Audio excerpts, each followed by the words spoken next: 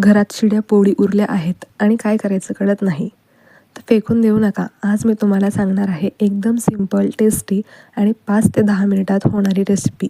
नमस्कार, श्री स्वामी समर्थ. मी कोमल, तुमचं सगळ्यांचं कोमल्स रेसिपीमध्ये स्वागत आहे. आज आपण बनवणार आहोत एक खूपच सिंपल, टेस्टी आणि ट्रेडिशनल रेसिपी, शिड्या पोळीचा चुरमा. सर्वात प्रथम आपल्याला लागणार आहेत शिड्या पोळी. शिड्या पोळ्यांचे छोटे छोटे तुकडे करून घ्यायचे. तुम्ही त्यांचा हाताने देखील चुरमा करू शकतात किंवा मिक्सर ग्राइंडरमधनं चुरमा बारीक करून घ्यायचा. जेवढ्या पोळी आपल्याकडे उरलेल्या असतील तेवढ्या पोळींचा चुरमा तयार करून घ्यायचा. नंतर त्याला ग्राइंड करून घ्यायचं.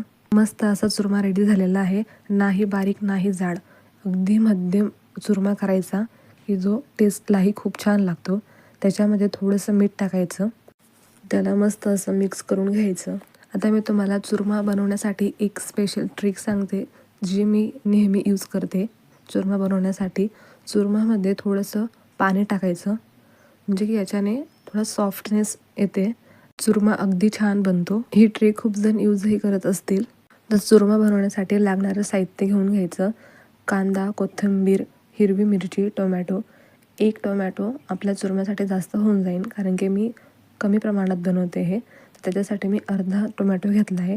सर्व साहित्य चिरून घ्यायचं. त्याच्यानंतर गॅसवरती कढई ठेवायची. कढईमध्ये 1.5 पळी तेल टाकायचं.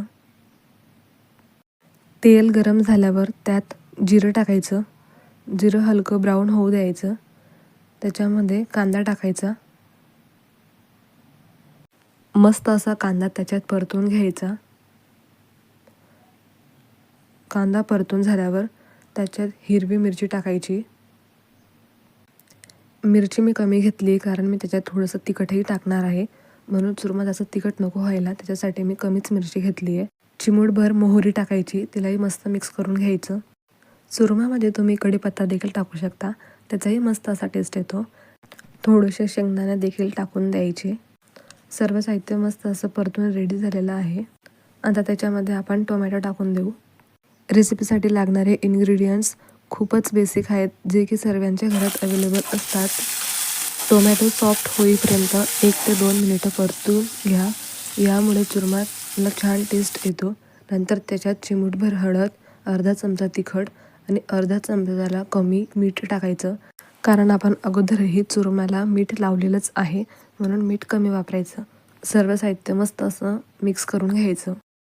आता तयार केलेल्या शिड्या पोळींचा चुरमा त्यामध्ये टाकायचा.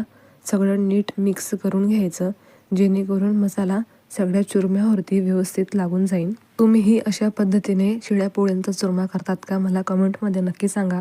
आणि जर नसेल तुम्ही अशा प्रकारे करून बघितलेला, तर एक वेळेस असा चुरमा नक्की ट्राय करा, खूप छान लागतो. शिड्या पोळ्यांच्या चुरमाला वेगवेगळी नावं देखील आहेत, जसं की कोणी चुरमा म्हणतं, तर कोणी शिड्या पोळ्यांचे तुकडे देखील म्हणतं, कोणी मनोहरही म्हणतं. ऐकायला थोडं वेगळं आहे, पण मनोहरही म्हणतात. त्याला 2 मिनिटं मस्त असं वाफू द्यायचं. नंतर एक वेळेस मस्त त्याला परतून घ्यायचं. अगदी छान असा शिड्या पोळींचा चुरमा आपला रेडी झालेला आहे. अगदी मोकळा आणि सॉफ्ट असा चुरमा बनतो.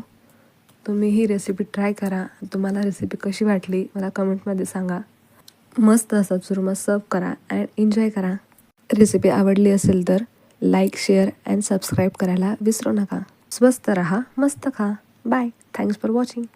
भेटूया नेक्स्ट व्हिडिओमध्ये.